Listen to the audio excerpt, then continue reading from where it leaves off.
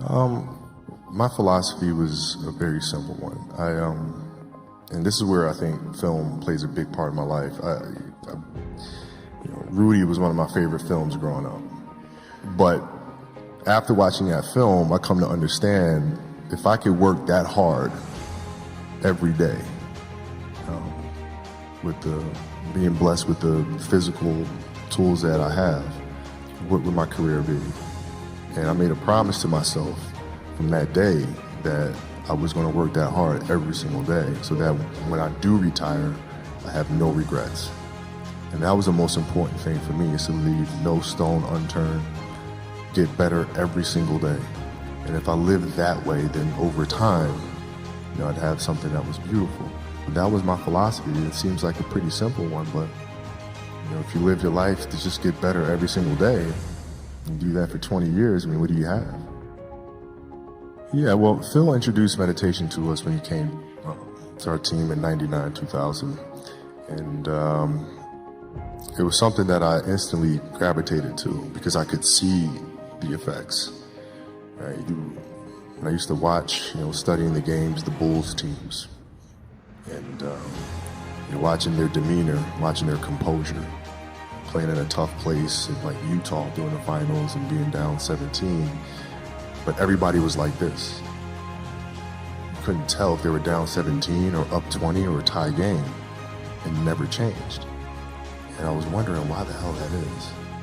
And that's why I started doing more research. And when Phil came, I immediately gravitated to it and found myself accepted the challenge of finding what that space is. And for the 81-point game, man, to be honest, I wasn't even thinking about the game. My knee was hurting so much. I didn't know then, but I had a flapper joint, cartilage stuck in my joint line. And so my mind was really trying to go to a place where I don't feel that pain. And the game started, and because of that, I was just in a different space. I wasn't worried about what was to come. I wasn't worried about what just happened. I was just here. And when you're just there in the moment, playing plays right in front of you, your focus is heightened because nothing else matters.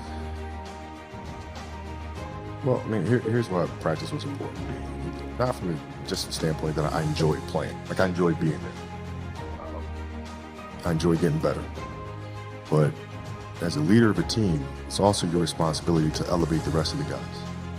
And what people tend to get stuck on a lot is saying, okay, the way to make players better is to pass them the ball when they're open. It's a very trivial way to look at things. What you have to do is you have to get them emotionally to want to be better. You have to get them to an emotional space where they wake up every morning driven to be the best version of themselves, right? How do you do that?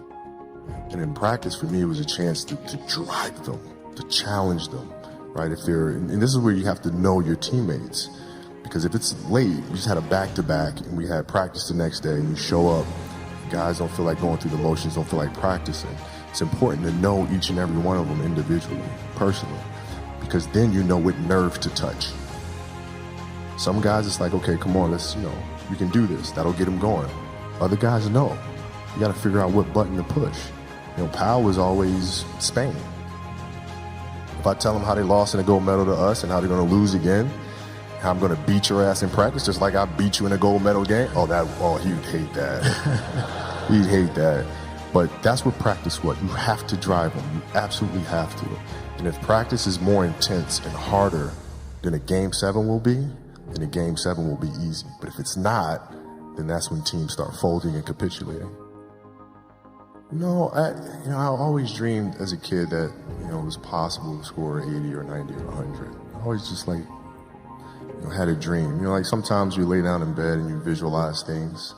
And you just kind of, that's at least how I would go to sleep. I'd lay down and I'd imagine playing for the Lakers, and I'd imagine what the uniforms look like. I'd imagine where we'd be playing, and, the smell of the arena and all sort of stuff. And I would see myself, getting hot, score 10 straight points. But in a dream, why would you ever interrupt that? You're not going to have a dream and be like, okay, then he misses his next 6. It's not going to happen. So you just keep dreaming and dreaming and dreaming. And before I go to sleep, I'm at 120 points, And so when you grow up, downloading that into your brain over and over and over.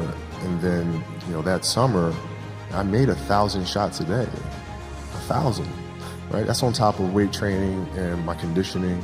I made 1,000 shots, and they weren't just shots. It were shots that you saw in that game. They were specific shots. I mean, it was coming out of the corner, going to the pinch post, footwork in the post, coming off the screen. It was very specific. So when you download that into your system and you go out in the court and you're just executing things that you've done thousands of times before, and you have that dream, then that becomes possible. That would be the way you would express it. Sure. Well, no, I mean, it's that's the trick, isn't it? It's finding what you love to do. When we talk about hard work all the time, it's like, man, if you got to get up every single morning and remind yourself how hard you need to work, you probably need to choose a different profession, because that shouldn't be there. Because I wake up in the morning excited to get to it. If I'm not training, I'm missing it. I'm not watching a game of basketball, I miss it. There's no place I'd rather be. And if you have that feeling, then you're truly doing what God has put you on this earth to do.